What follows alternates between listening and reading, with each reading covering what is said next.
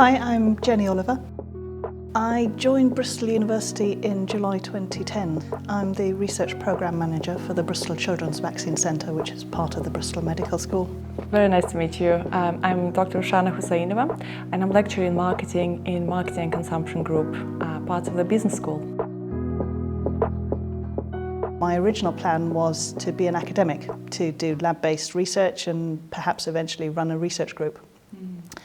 And it was during a postdoctoral position at the University of Kiel that I realised that actually I wasn't enjoying the lab-based research. And I eventually realised that the reason I enjoyed my PhD was because it involved a lot of organising. So I decided to look for roles that involved organising events or other things, and I came across this research coordinator role, which basically involved organising research rather than doing the research. So what about you, Rushana? So I came to the UK to study my master's in Manchester. I decided that I will do my PhD and I'll continue working in academia. Then I went off to industry, spent 2 years there, but it was still linked to university. It was a knowledge transfer partnership project. And then I stayed at university, Aston University, on a teaching contract. And I decided to go part-time because I had young children. So anyway, 5 years at Aston University, and I was ready for a new challenge. And I moved to University of Bristol. I started here, I've only been here for 2 months. It's fascinating. Everything is so different, so new. Before the pandemic, I was line managing a team of 3, and I've now got a team of 53 to look after. My That's goodness. just in the space of 2.5 years. So I think that's probably been the major challenge that I've faced in this role. So one of the challenges has been that we've got a relatively young team. Some of them have a scientific background, some of them have come to us with no science background whatsoever. They've done languages at university, for example. They were just interested in the role. I distinctly remember that one of the applicants was an airline pilot for a junior admin position. You can come into it and learn on the job.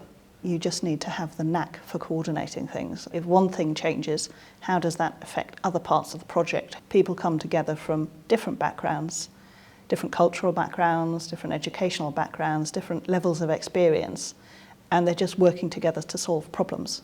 That's what it boils down to. It's been really interesting seeing all these new staff thrive in the team. I also find as a new starter, it's all about getting to know the people. And I find myself sometimes, I'm just walking into, a space, and I'd spot a couple of colleagues. I'd just come up to them and introduce myself. And I know there's a lot of effort to support staff, to promote well-being, to promote work-life balance. For a long period of time, I would refer to myself as just part-timer.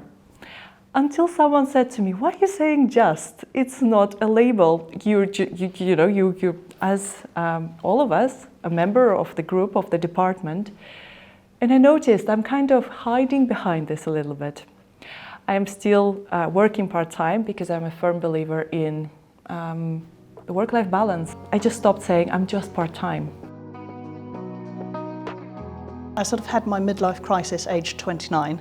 It's really difficult when you find that you're not enjoying the role that you're doing and you've been fixed on working towards this thing for ages, and suddenly it's all changed. It's not what you want to do, but what do you want to do? Jenny, how did you come to realize that you're doing something wrong? It must have taken a lot of courage. Actually, the hardest bit was making the decision that this was not the right thing for me and that I wanted to do something else. I'm quite a private person, so I do a lot of soul searching myself. So it took a lot of thinking and a lot of self-examination.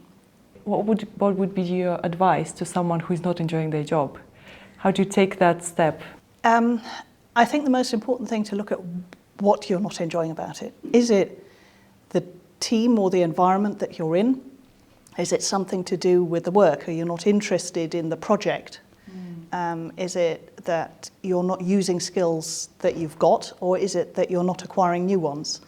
So it's not so much about what do you do, it's about figuring out where you're at so that you can take the next steps. It requires a lot of courage to leave something they're very familiar with and then switch to something else. Yes.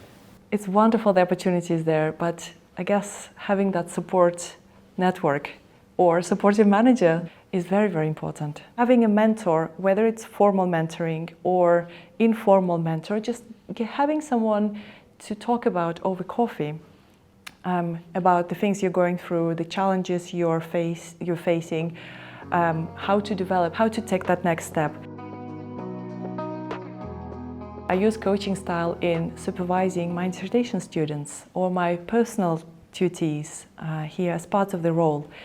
And I think it's immensely important because coaching and mentoring empowers us to arrive at our own solutions, to see things clearer, especially at times when things happen and you can't see the wood for the trees. Do you have any experience of coaching and mentoring?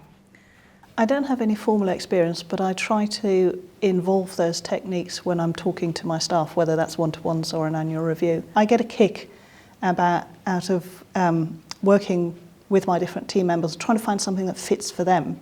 I try to encourage people to come up with their solution for something and then run it past me if they're not sure. So that's kind of my way of building it into my working practice. I think the key skills in my job are being able to see the connections as a research coordinator, being meticulous, and also having an awareness of the patient, because we rely on volunteers to take part in our studies. How would you develop those skills? A lot of it is on the job. I never thought I would work with people, to be honest. I was always really quiet. I was quite shy as a child. And it was very much a case of, you're the lab rat in the family. You're the scientifically minded one. You'll be beavering away and quietly in the background, you know, kind of thing. And I never thought that I would be leading a team of people. Never in my wildest dreams. And I kind of grew into that situation through being the chairperson of a society that I set up at university. So having to sort of take on that role and, you know, welcome people to an event that you'd organised and, you know, put out communications to everybody. And those kind of things are skills that you can develop in your social life as easily as in your work life. Soft skills are very important for anyone wanting to develop career, pretty much in any industry. I think one of them is curiosity. Definitely lead with an open mind. Incorporating creativity, incorporating some fun and play and games and allowing yourself to be creative. You should always ask for feedback from an interview. If you didn't get the role, Absolutely. You know, what could you do differently in the application? Was there a certain aspect, you know, that you perhaps underperformed on that you're not sure about, or, you know, getting some idea of what it was that made the other candidates stand out above you. And showcase that you are still interested. Don't be angry or cut off any connections to this. I would say something like, well, if for future, if you have similar positions, I'm still interested. And I also would like to maybe come in and deliver a free taster session for you, just so that we stay connected. I found it very interesting. It's interesting to get an insight from somebody who is on a completely different part of the university. Thank you. And I also was very inspired by your courage to just stop, reflect on when you were unhappy and just change your pathway. There's a lot of permission and courage in that, and almost bravery. So that's very inspiring. Thank you for sharing that. Thank you, that's very kind.